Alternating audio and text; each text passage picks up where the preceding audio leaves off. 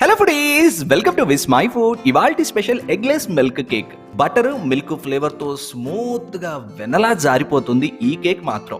Cake చేసిన ప్రతి ఒక్కరూ అన్ని ఛానల్లో అదే చెప్తారులేండి అని అంత తేలిగ్గా తీసేకండి. ఇది నిజంగా నిజం. నేను ఏ మాత్రం ఎగ్జాజరేట్ చేసి చెప్పట్లేదు. మీరు ఎన్నో ఎగ్లెస్ కేకులు తినుంటారు, కానీ ఎప్పుడు ఇలాంటి కేక్ మాత్రం తినుండరు. ఇది ఎక్స్క్లూజివ్ గా నా బేకింగ్ స్కిల్స్ తో నేను క్రియేట్ చేసినటువంటి రెసిపీ. మిల్క్ బటర్ ఫ్లేవర్ తో తిన్న కొద్దీ తినిపించేలా చేస్తుంది ఈ కేక్. ఆల్రెడీ నేను ఛానల్లో ఓ ఎగ్లెస్ స్పంజ్ కేక్ తయారు చేశాను. అది ఓ లాంటి టేస్ట్, ఇది ఇంకో లాంటి టేస్ట్. Let start. ముందుగా మిక్సింగ్ బౌల్లో 180 ml నీళ్లు తీసుకోండి. అలాగే 180 గ్రామ్స్ షుగర్ వేసి కరిగించండి. కప్పుల్లో పంచదార అయితే 1/4 కప్పు ప్లస్ 2 టేబుల్ స్పూన్ల పంచదార. పంచదార పూర్తిగా కరిగిపోవాలి. ఆ తర్వాత ఇందులో 60 గ్రామ్స్ మిల్క్ పౌడర్ వేసి కరిగించండి. అంటే 1/3 cup plus O T spoon అయితే 60 గ్రామ్స్ మిల్క్ పౌడర్ అవుతుంది. ఇది వేసి బాగా కరిగించండి. మా దగ్గర మిల్క్ పౌడర్ లేదండి, పాలు వాడితే అనే డౌట్ మీకు వస్తుంది. కానీ మిల్క్ పౌడర్కు ఉన్న ఫ్లేవర్ పాలకు ఉండదండి. మిల్క్ పౌడర్ చాలా చాలా బాగుంటుంది, చాలా మంచి ఫ్లేవర్ ఇస్తుంది దీనికి. ఇప్పుడు జల్లెడ పెట్టి ఇందులో 180 గ్రామ్స్ మైదా తీసుకోండి. అలాగే ఓ టేబుల్ స్పూన్ బేకింగ్ పౌడర్ వేసి జల్లించండి. 180 గ్రామ్స్ మైదా అంటే ఓ కప్పు ప్లస్ 1/3 కప్ అయితే 180 గ్రామ్స్ అవుతుంది. దీనికి వంట soda, beater, vanilla essence, eggs ఏవి అవసరం లేదు. వెనిలా ఎసెన్స్ వేస్తే మిల్క్ బటర్ ఫ్లేవర్ ని డామినేట్ చేస్తుంది. ఇది ప్యూర్ గా మిల్క్ అండ్ బటర్ ఫ్లేవర్ తోనే ఉండాలి. షుగర్ బదులు మేము బెల్లం వాడుకోవచ్చా అంటే ఖచ్చితంగా వాడుకోవచ్చు, కానీ ఓ కప్పు బెల్లం పడుతుంది దీనికి.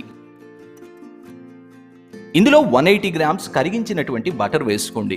మీరు వేడిగా ఉన్నటువంటి బటర్ వేస్తున్నట్లయితే కొద్ది కొద్దిగా వేస్తూ కలపండి.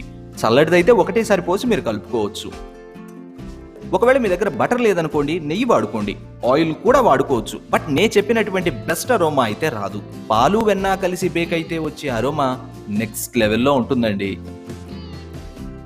ఇప్పుడు కలుపుకున్నటువంటి ఈ బ్యాటర్ని బటర్ పేపర్ వేసినటువంటి కేక్ మోల్డ్లో పోసుకోండి. ఒకవేళ మీ దగ్గర బటర్ పేపర్ లేనట్లయితే కింద బటర్ అప్లై చేసి ఆ పైన పొడిపిండి అప్లై చేసి ఆ తర్వాత ఈ బ్యాటర్ పోసుకోండి.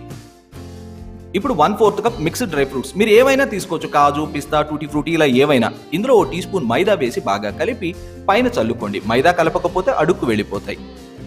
ఓసారి దీన్ని నిదానంగా 2-3 సార్లు తడితే లోపల ఏదైనా బబుల్స్ ఉంటే పోతాయి. ఇప్పుడు దీన్ని ప్రీహీటెడ్ అవెన్లో 180 డిగ్రీస్ దగ్గర 25 నుంచి 30 నిమిషాల పాటు బేక్ చేసుకోండి. అవెన్ లేని వారు కుక్కర్ గ్యాస్ కట్ తీసేయండి.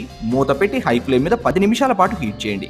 ఆ తర్వాత మూత తీసేసి ఏదైనా స్టాండ్ లోపల పెట్టి కేక్ టిన్ పెట్టి మూత పెట్టి లో ఫ్లేమ్ మీద 40 నుంచి 45 నిమిషాల పాటు బేక్ చేసుకోండి.